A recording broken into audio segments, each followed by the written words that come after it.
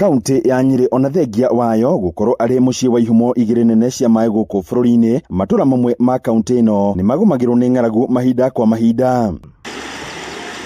Kuringana na ndari cia ruhonge rwa kuhitana na ng'aragu rwa NDMA, wodi cia Gakawa, Mugunda, Muyogo, Endarasha na Thigu thiini wa gicigo kia ubunge gia Kieni ni imwe iria ihutitio ni maruru ma ng'aragu. Mugunda, Gakawa, Thigu River and Gakawa are currently the hotspot areas, and when you look at the percentage again of the food insecure in those wards ranges from 25, like Mugunda is 25 to 30%, Gakawa 20 to 25%, Thigu will be around 15 to 20, and Gatarakwa, which is 15 to 20%. Murugamiriri wa ruhonge ruru thiini wa kaunti ya Nyeri, Murang'a, Nyandarua na Kirinyaga, Abdi Abdulrahman augite thina uyu wa ng'aragu umanite na unyihu wa mbura matura-ini maya.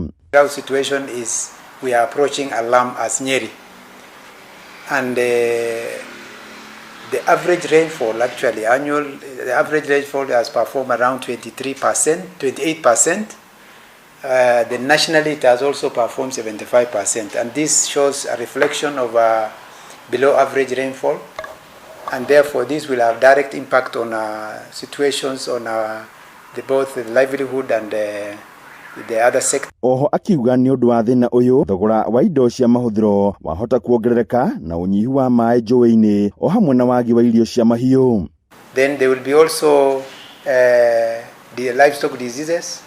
Then there will be also thefts will increase because of the hunger, and also escalating human-animal conflict will also come about. The other sector will be affected will be water, and the uneven distribution of rainfall will definitely affect the performance of quite a number of livelihoods, especially the crops, livestock and the rest. Then there is also overexploitation of the water resource. Akiuga niguo guthaitira aria mahutitio ni thina uyu hari bata wa gutwara uteithio wa irio na kihonia gia gutura kiri uteithio wa maĩ ma kurima niguo makahotaga kurima mahinda-ini mari mothe. There is a need for increase of water access, especially in terms of enabling the availability of water. Then there is expansion or maybe rehabilitation of pipelines to maybe in order to reduce congestion.